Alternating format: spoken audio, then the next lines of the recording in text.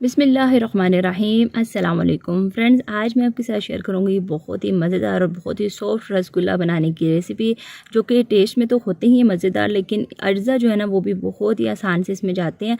तो रेसिपी को बनाना स्टार्ट करते हैं। रसगुल्ले बनाने के लिए 1 लीटर मैंने दूध चूल्हे पे चढ़ा दिए पतीली में डाल के, और ये मैंने कच्चा दूध लिया है। और दूध को सबसे पहले तो हमने उबालना है, और उसके बाद इससे हमने पनीर तैयार करना है। अच्छे से मिक्सिंग कर लेंगे इसकी। चूल्हे की आंच मैंने तेज़ कर दी है, और जब तक इसमें उबाल आता है तो नेक्स्ट स्टेप की तरफ चलते हैं। दूसरी साइड पे एक कटोरी में मैंने 3 से 4 खाने के चम्मच सफ़ेद सिरका शामिल कर दिया, और इसमें तकरीबन आधा गिलास के करीब मैंने पानी शामिल किया है।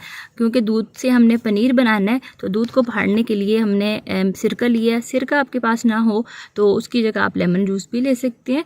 और यहाँ पे दूध में उबाल आ चुका है, और चूल्हे की आंच मैंने यहाँ पे बंद कर देनी है, और आधे मिनट तक ना मैंने इसी तरीके से इसको फेंटना है दूध को चम्मच की मदद से, ताकि इसमें से जो हीट है ना वो निकल जाए थोड़ी सी। क्योंकि फ़ौरन से अगर आप इसमें सिरका डाल देंगे तो गरम गरम दूध में, तो फिर इससे क्या होगा, जो पनीर बनेगा वो बाद में बहुत ज़्यादा सख्त होगा।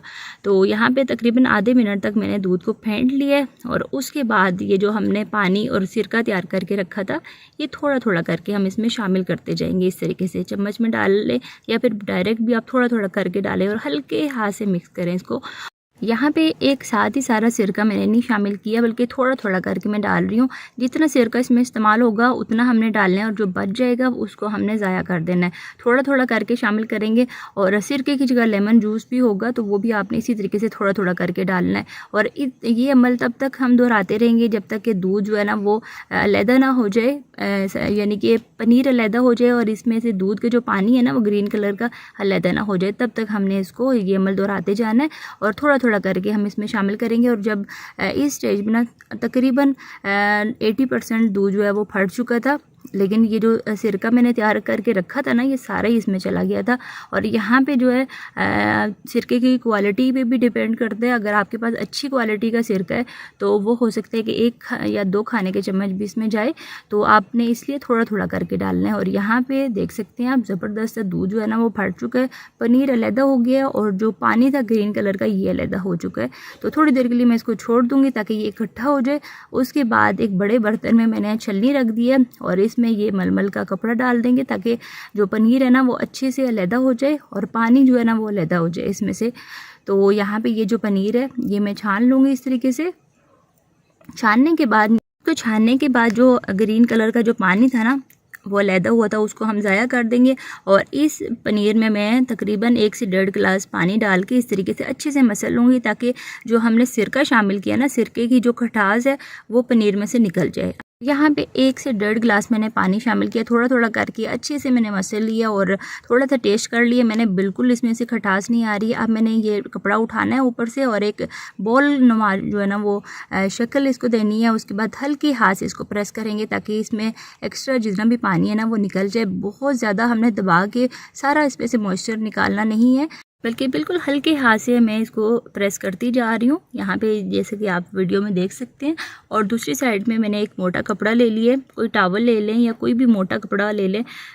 इसमें मैंने अच्छे से इसको लपेट लिया, और उसके बाद रख देंगे इसी छल्ली में, ताकि जितना भी एक्स्ट्रा मॉइस्चर है ना वो अब्जॉर्व कर ले ये मोटा कपड़ा। आप चाहें तो इस मलमल के कपड़े को ना कहीं भी ऊंची जगह पे बांध भी सकते हैं, ताकि आहिस्ता आहिस्ता थोड़ा थोड़ा मॉइस्चर इसमें से निकलता जाए। और इस स्टेज में ना मैंने 1 घंटे के लिए इसको छोड़ दिया। दूसरी तरफ रसगुल्ले बनाने के लिए सिरप तैयार करना है, तो उसके लिए मैंने एक छोटी कटोरी जो है ना वो ले लिया है चीनी की, और एक कटोरी, जिस कटोरी से मैंने माप के चीनी डाली है ना, उसी कटोरी से मैंने तकरीबन 6 कटोरियाँ डाल दी हैं पानी की। अगर 1 कप आप डाल रहे हैं चीनी का, तो 6 कप आप इसमें डालेंगे पानी, यानी कि चीनी की मिकदार से पानी जो है ना वो 6 गुना ज़्यादा जाएगा। और यहाँ पे चूल्हे की आंच थोड़ी सी तेज़ कर दी थी। जब इसमें उबाल आ जाएगा तो थोड़ी सी हल्की कर देंगे, जब तक हमारे रसगुल्ले तैयार होते हैं। तो ये शीरा भी जब तक अच्छे से सेट हो जाएगा। तो चूल्हे की आंच मैंने दूसरी साइड पे हल्की कर दिया, और 1 घंटा यहाँ पे माशाल्लाह से गुजर चुका है। पनीर हमारा बहुत अच्छे से सेट हो चुका है, और इसको मैंने इस तरीके से हाथों की मदद से पहले तो इसको तोड़ लिए, और उसके बाद 1 खाने का चम्मच कॉर्नफ्लोर में इसमें शामिल किया। कॉर्नफ्लोर जो है ना इसकी बाइंडिंग में बहुत मदद देगा। और उसके बाद कॉर्नफ्लोर और ये जो पनीर है ना, इसको अच्छे से पहले मैंने हाथों की मदद से मिक्स करना है, और उसके बाद ये हथेली की मदद से ना मैंने अब इसको प्रेस करते जाना है इस तरीके से। और ये अमल जो है ना तकरीबन 7 मिनट तक हमने करना کرنا ہے, تھوڑا تھوڑا مکسچر سے ہتھیلی کی مدد سے ہم پریس کرتے جائیں گے, پھر اکٹھا کریں گے مکسچر کو, اس کے بعد دوبارہ سے ہم اسی طریقے سے پریس کرتے جائیں گے, اور تقریباً 7 سے 8 منٹ تک میں نے یہ عمل دہرایا ہے. اور یہاں پہ میں نے کٹنگ نہیں کی تھی بلکہ ویڈیو کو تیز کر دیا تھا تاکہ آپ کو سمجھ لگ جائے. جیسے جیسے ہم اس کو پریس کرتے جائیں گے نا تو اس کی بہت اچھی سی بائنڈنگ اس میں آ جائے گی, اور یہ جو پنیر کا دانہ ہے نا وہ علیحدہ ہو جائے گا. یہ آپ دیکھ سکتے ہیں بہت اچھے سے ملائم ہو گئی ہے. سٹارٹنگ میں آپ نے دیکھا تھا کہ وہ کس طرح کی شکل تھی, لیکن جیسے جیسے ہم اس کو مکس کریں گے نا اس طریقے سے تو اس میں سے دانہ ختم ہو جائے گا, اور پھر بعد میں ہمارے جو رسگلے ہوں گے نا وہ ٹوٹیں گے نہیں, بہت اچھے سافٹ رسگلے بنیں گے. تو اس کے بعد 7 سے 8 منٹ کی مکسنگ کرنے کے بعد میں نے اب اس کے رسگلے تیار کرنے. تو 1 کلو دودھ سے جتنا پنیر نکلا ہے نا تو درمیانے سائز کے میں نے بنا لیے یہاں پہ تقریباً 10 رسگلے. آپ نے اگر بڑے سائز کے بنانے ہیں تو 7 بھی بنا سکتے ہیں, 8 بھی بنا سکتے ہیں, لیکن میں نے میڈیم سائز کے 10 رسگلے جو ہیں وہ بنائے. اور یہاں پہ اب اس کی شیپ دینی ہے, تو پہلے میں نے اچھے سے ہاتھ میں اس کو پریس کر کے بال بنا لی تھی. اس کے بعد میں نے ہتھیلی میں رکھ کے اس کو اس کے بعد سرفیس پہ رکھ کے تو میں نے ایک سائڈ سے اس کو اس طریقے سے گھمانا ہے اپنی فنگرز کی مدد سے, اور تھوڑی دیر کے بعد دوسری سائڈ سے بھی اسی طریقے سے گھمانا ہے, اور ایک گول شیپ دینی ہے اس کو تاکہ اس میں کریکس جو ہے نا وہ سارے ختم ہو جائیں. اور یہ عمل بہت ہی زیادہ ضروری ہے. اگر اس سٹیج پہ آپ کے رسگلے میں کریکس ہوئے تو پھر بعد میں رسگلے جو ہے نا وہ ٹوٹ جائیں گے. تو اسی طریقے سے میں نے سارے رسگلے جو ہیں وہ تیار کر لیے, اور یہاں پہ شیرہ بھی ہمارا کافی حد تک پک چکا ہے. اور اس میں میں نے چند قطرے کیوڑا ایسنس اور 1 کھانے کا چمچ روز واٹر میں نے اس میں شامل کی ہے خوشبو کے لیے. بہت ہی مزیدار اور زبردست خوشبو آتی ہے, یہ دونوں چیزیں شامل کریں. تو اس کے بعد ایک ایک کر کے سارے رسگلے میں نے شامل کیے, اور اب یہاں پہ رسگلے شامل کرنے کے بعد درمیانی آگ پہ میں نے ڈھکن سے کور کر دینا ہے, تھوڑا سا سائڈ سے کھلا رہنے دینا ہے, اور تقریباً 15 منٹ تک ہم نے ایک سائڈ سے ان کو پکا لینا ہے. جیسے جیسے کہ یہ پکتے جائیں گے نا تو یہ اپنے سائز سے ڈبل ہوتے جائیں گے.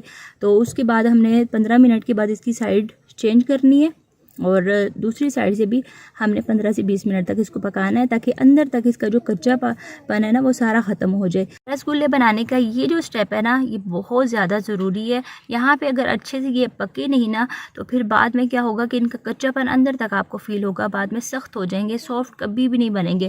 تو یہاں پہ آپ نے بہت اچھے سے اس کو پکانا ہے 15 منٹ تک ایک سائڈ سے, اس کے بعد ان کی سائڈ چینج کر کے دوسری سائڈ سے بھی 15 منٹ تک اس کو پکانا ہے. ٹوٹل آدھا گھنٹہ ہم نے ان کو پکانا ہے تاکہ اچھے سے یہ سافٹ ہو جائے اور اندر تک ان کا کچا پن جو ہے نا وہ ختم ہو جائے. تو یہاں پہ تقریباً آدھا گھنٹہ گزر چکا ہے, اور یہاں پہ اب یہ جو عمل ہے نا یہ ان کو مزید سیٹ کرنے کے لیے یہاں پہ ایک باؤل میں نے آئس کیوبز لے لیے, اور اس میں تھوڑا سا پانی ڈال کے تو بہت ہی احتیاط سے یہاں پہ رسگلے اٹھانے ہیں. اس سٹیج پہ نا آدھا گھنٹہ پکنے کے بعد یہ بہت زیادہ سافٹ ہے.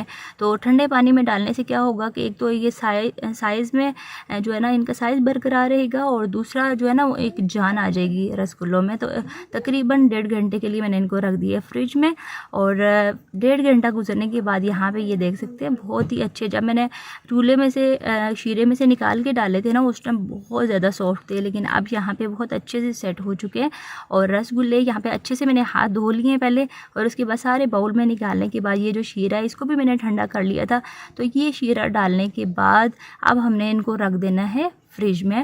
تقریباً میں نے یہاں پہ رات کے ٹائم ان کو بنایا تھا, اور اس کے بعد صبح کے ٹائم نا میں نے اس ویڈیو کو فائنل کیا تھا. اوور نائٹ یہ شیرے میں پڑے رہے ہیں, اور بہت ہی مزے کے بہت ہی جوسی یہ ماشاءاللہ سے رسگلے جو ہے نا وہ تیار ہوئے تھے. تو یہاں پہ میں نے شیرہ اس میں ڈال کے فریج میں رکھ دینا ہے اوور نائٹ کے لیے. آپ چاہیں تو کم از کم ان کو 5 گھنٹے لازمی دیں تاکہ اچھے سے یہ سیٹ ہو جائیں.